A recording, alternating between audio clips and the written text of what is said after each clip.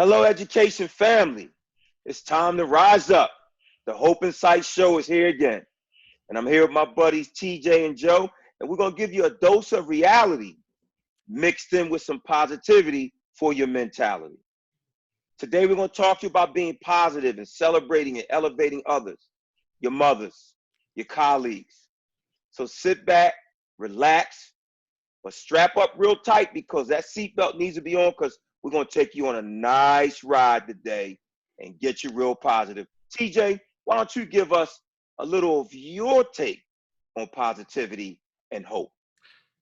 Thanks, Al. Hope is in sight. It's so awesome to be here with you two today to talk about hope, to talk about positivity.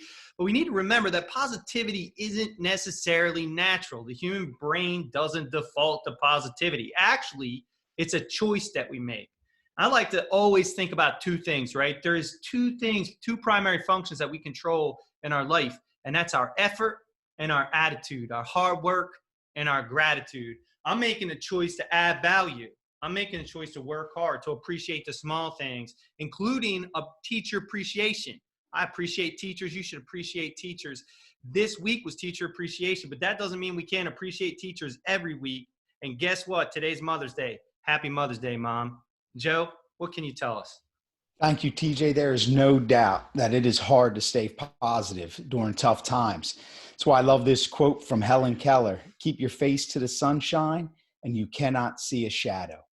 So how can we do that? Exactly the way you just described, TJ. And if you're like with me, if you're like me, sometimes negativity and other issues can live a lot longer in your head than you would like them to. So one thing I love to do is learn how to savor moments. If somebody gives you a compliment, enjoy it. Teachers this week, if somebody praised you, recognized you, savor the moment. Take time and really sit back and think about the great work you've been doing. And just to add on to that, I was at the grocery store earlier this morning. There's this great big flag that said heroes work here. We couldn't agree more. It's little things like that that make a big difference in people's lives. So let's turn it over to our friend, assistant principal from Georgia, Basil Marin. And here's what he has to say. Hi, Basil Marin here.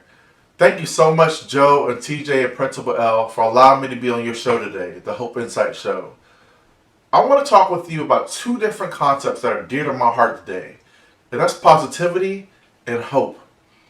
As educators, we have to understand these two concepts go hand in hand. Without positivity, you do not have hope. And you have to continue to have hope to have positivity in what you're doing. But I want to come from two different perspectives this morning. I want to come from the student perspective, but as well as the teacher perspective. Our teachers more than ever right now are working so hard to give students what they need. They're working longer hours, they're on call for longer, they're providing insight both through email, through texting, through Zoom, and they're supporting our students on all different levels. And we can't thank you enough for that right now. But even for our students, how are they staying positive doing this work? How are they continuing to want to strive for the best that they can be in terms of students? As educators, think about that student when we're in a traditional setting that will come into your classroom with the hood on and will go to that back seat and have a seat and not be engaged the whole lesson.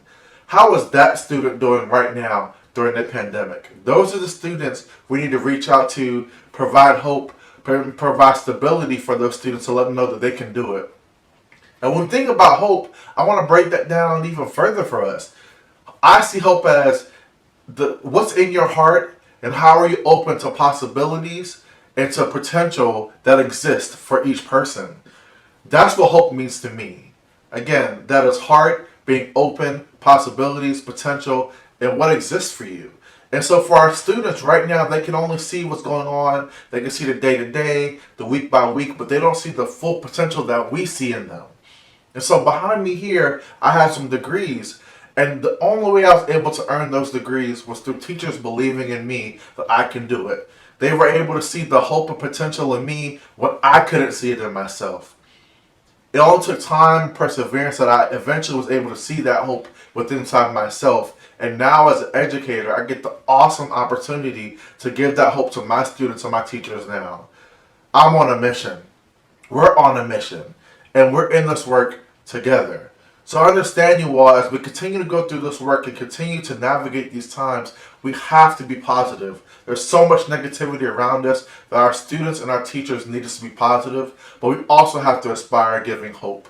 How can we hope for a better future? How can we hope for our students to give the best that they can? And how can we hope for our educators to be the best they can be during this time? So again, keep doing what you're doing, keep aspiring, keep uplifting others and impacting others, but most of all, keep doing what you're doing, because if you aren't doing it, who is? Thank you so much, brothers, for having me on the show, and keep doing the great work that you're doing. Wow. I'll tell you what, Basil crushed it. One great thing, I love how he focuses in on those students and that student that sometimes has a tough time in regular school day. We need to reach out to them. El? Guys, great show today. Family, remember, positivity is all about being optimistic, uplifting, and elevating others.